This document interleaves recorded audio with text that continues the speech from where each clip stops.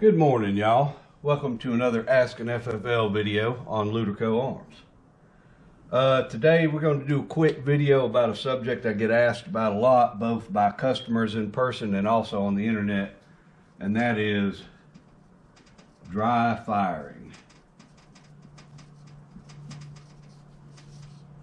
So, most people, especially when it comes to antique guns, know dry firing. But the thing is, most people don't understand why that is. Why is it that people tell you not to dry fire your guns? So I'm going to try to explain it so that maybe you can understand some of the science behind why you shouldn't dry fire your antique guns. So we'll kind of split this in two. So you got 22 and rim fire guns, and then you've got center fire guns.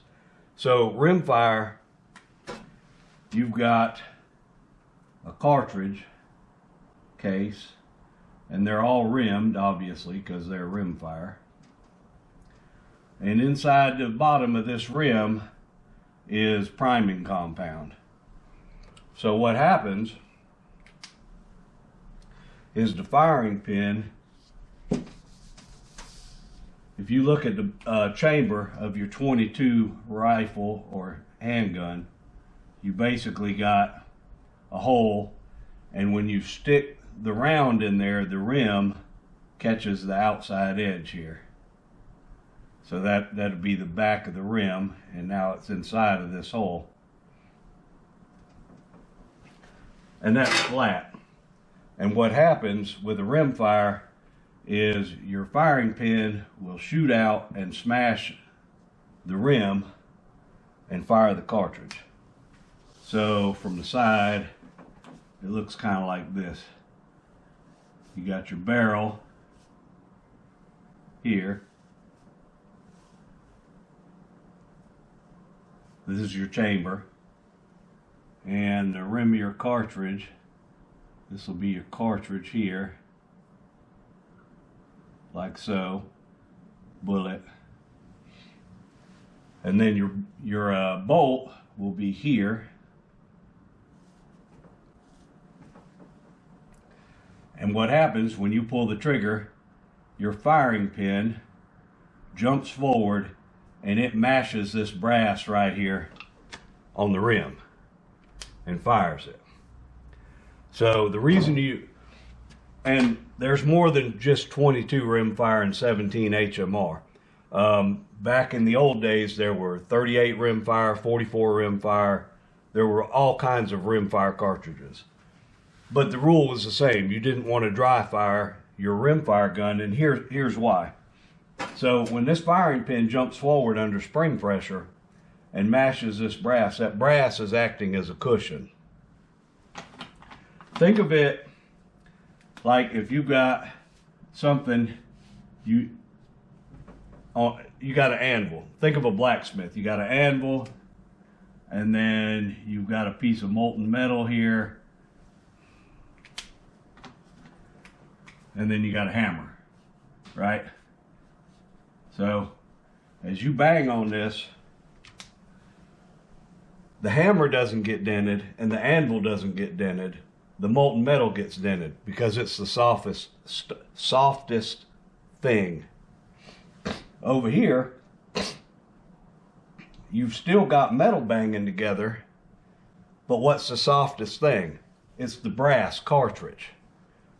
So the gun was designed, that brass rim, when you smash it to fire the round, it also cushions the forward momentum of that firing pin, so that the firing pin doesn't get damaged. So now if you have the same thing here, except there's no cartridge in the chamber, your firing pin, when you pull the trigger, will come out, and what's it going to bang against? It's going to bang against this breech face. Well, that breech face is hard. So depending on what's the softest thing is what's going to take that damage. It may be the front or rear of the firing pin. It may be the hammer hitting the firing pin, or it may be this breech face. either way, you don't want any of those damaged. And that's why you don't want to dry fire a 22. So with the center fire, you've got the same issues.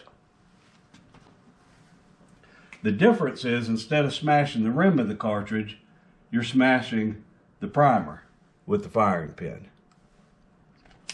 So,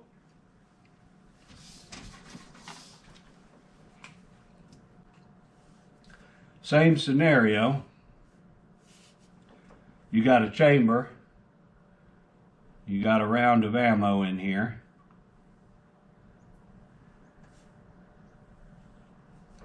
And it's got a primer in the center of it. And your breech closes up on that. And the difference is your firing pin is here in the center. So when you pull the trigger, whether it's striker fired or hammer fired, that firing pin comes forward and it hits that primer to set the round off. Well, that primer is soft brass. It acts as a cushion. If it's not there, what stops your firing pin's forward momentum? Well, it's got to hit on something. So in most modern guns, you don't have to worry about this, because one, manufacturers have figured out that people are going to dry fire it. And so they build it so that it can withstand that. But the problem you run into with antique arms is it wasn't always that way.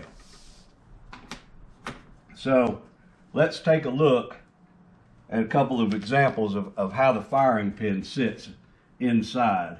So let's say this is your firing pin channel, looking at it from the side. And in here you got your firing pin, right? And it's going to continue out the back side. But so you got your firing pin,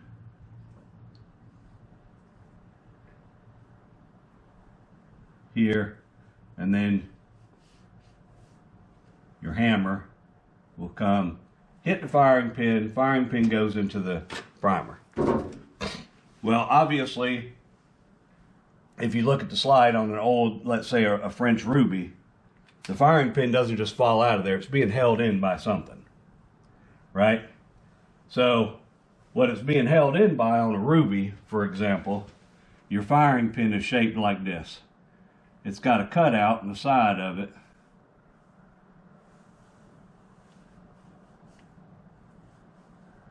Right here. So if you're looking at the top of if you're holding the slide upside down looking at the inside of it and you're looking down on it, you're going to have this firing pin, and there's a small pin down through there that holds it in place. And it moves back and forth on this pin. So if you're waiting to fire it, it's sitting here because up here you got a spring around here that's pushing back on it. You pull the trigger, hammer hits firing pin moves forward.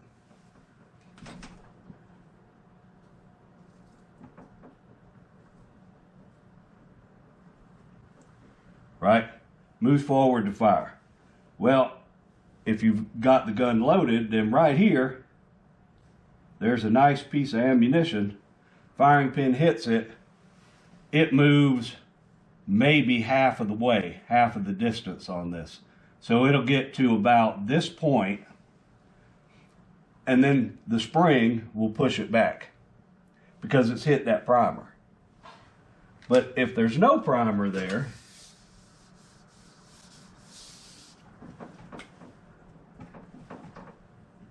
this is at rest. You pull the trigger, hammer comes forward, hits this. So it's going to stop on one of three things, depending on the design. It's either going to stop when it travels to the end of this slot and the pin hits this, damaging either this pin or this. Or it's going to jam in the hole in the front of the slide, breech block area of the slide. Or most of these firing pins have kind of a ring on them for the spring to sit against. And your chamber will look something like this, and that spring will catch on there and it'll stop there. So you're either going, depending on where it stops on, what it stops on, and every gun will be different because most of these guns were hand fitted. Wherever it's stopping, whatever's stopping it is taking damage. Now, metallurgy in the old days was not what it is today. See, today, when they build these guns, when they build handguns and rifles, the metallurgy is such that they can make all of these parts interact without damaging each other. But it wasn't that way in the old days. So something is probably going to break. Now, I've pulled guns apart and pulled this pin out, and that pin would be shaped like a horseshoe from that firing pin banging against it. Or I've seen them break at the front right here. I've seen them break there where this is banging against there. I've also gotten them where the firing pin was stuck forward. This part will crack here. Now, does this mean that if you dry fire at one time, it's going to break? No, not at all. And I do the, you know, a lot of people, they want to drop the hammer before they put their gun up, right? And they do it on an empty chamber because if they do it on a snap cap, they can either leave the snap cap in the chamber or they got a racket to get the snap cap out, in which case the hammer is held back again and you're back to square one. So I get it. And I do the same thing. When I go to put a gun up, I drop the hammer. I want everything at rest. More than likely, that's not going to hurt it. Where this problem comes over repeated instances. Now, that's not to say the first time you do it, it's not going to break. You've got to remember that some of these parts, when they were hardened, some of them are over hardened, they're brittle, because the science wasn't as exact. And back when guns were being hand fitted, you know, the metallurgy just was not what we have today. So basically it boils down to, you know, you need to drop your hammer before you put it up. It's probably not going to hurt anything. But it only takes one time for something to break. I mean, the time it breaks, it breaks. And the thing is, like, for instance, a French ruby, there's like 30 different manufacturers of those. All the firing pins were hand fitted. None of them are the same. So you're going to have to hand make a firing pin to fit that pistol to replace it. Same goes with a lot of antique firearms. Most of those were made, a lot of them on machinery, but the final hand fitting was done by hand. So if it's broken, you're going to have to, you can get it, sometimes you can get a new part, but it's still going to have to be hand fitted. And sometimes you can't even get the parts. And then you've got to make the part from scratch and hand fit it. So instead of having to worry about all that, just don't do it. Or use a snap cap. Snap caps work great. The little primer area on the snap cap spring loaded, so it cushions the firing pin just like the brass primer would when you were firing a load of ammo. So anyway, just something to think about. Try not to do it. If you do it, try not to do it a lot, because when it breaks, and then you get to keep all the pieces.